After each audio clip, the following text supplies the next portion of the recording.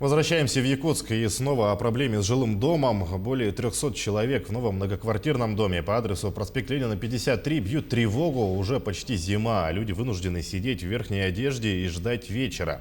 Специалисты Якутскэнерго приходят в 9 утра и отключают электроэнергию до 6 вечера.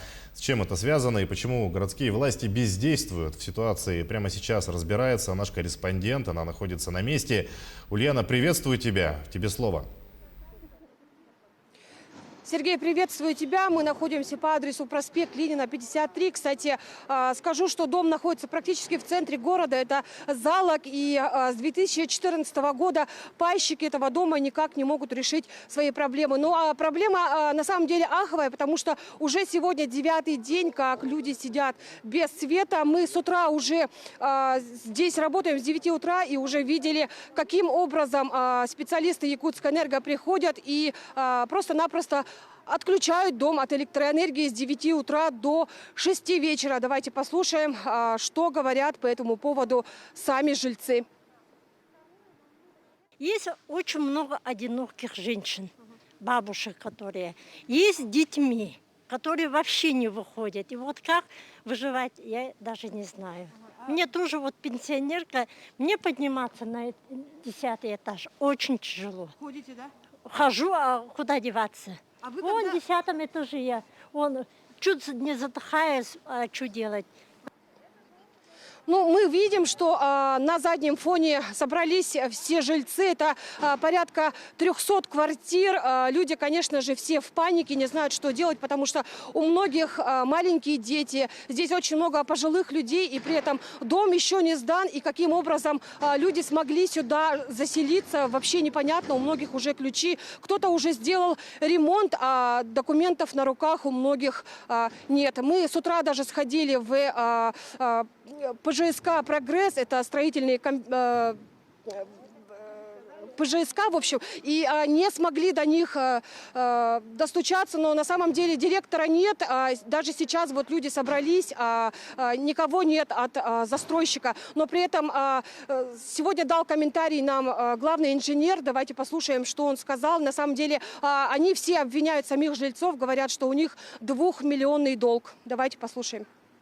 Вынуждены из-за этого вот это наш офис выставлен на продажу, ну, договор заключили. И как только вот эти деньги поступят, мы начнем эту работу сворачивать. Вы хотите офис продать и на эти деньги закончить работу? Да, и с этими с поставщиками вот этой электроэнергии, газа рассчитаться и вводить дом. Долг большой перед поставщиками? Долг где-то 2 миллиона по Якутэнерго и где-то 1 миллион по газовикам. Сейчас время вы несете, да, за оплату, по идее? Вы должны оплачивать, да? Ну, жильцы вам, а вы туда, дом да? еще пока не введен, поэтому должны ПЖСК «Прогресс» оплачивать. Мы даже поговорили со специалистами, даже с руководителем Госстройлжилнадзора.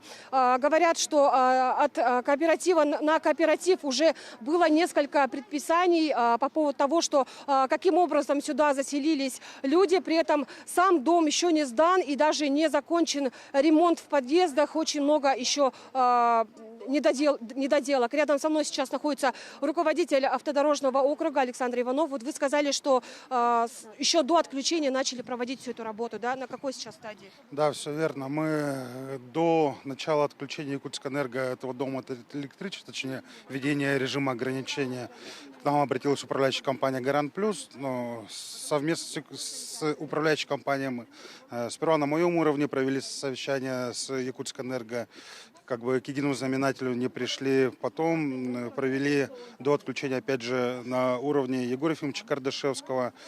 Но ограничения в любом случае были введены. В день введения ограничений мы с управляющей компанией, застройщиком ходили к руководству Якутскэнерго, но тоже понимания не нашли. Но мы понимаем, что они работают как бы в рамках правового поля. Дом у нас не считается жилым. И, насколько мне известно, разрешение на строительство у них до 30 ноября текущего года. То есть, по сути, сейчас это стройка.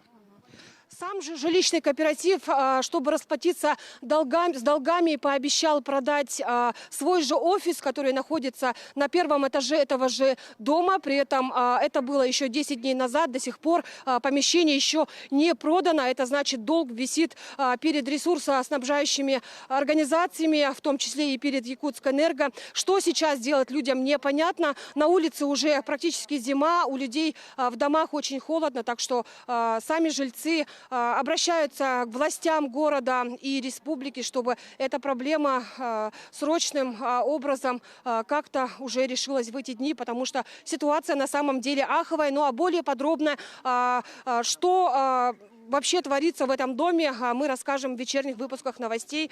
Сергей, у меня на этом все. Передаю слово коллегам. Ульяна, спасибо. Будем ждать от тебя новых подробностей, в частности, о решении этой проблемы.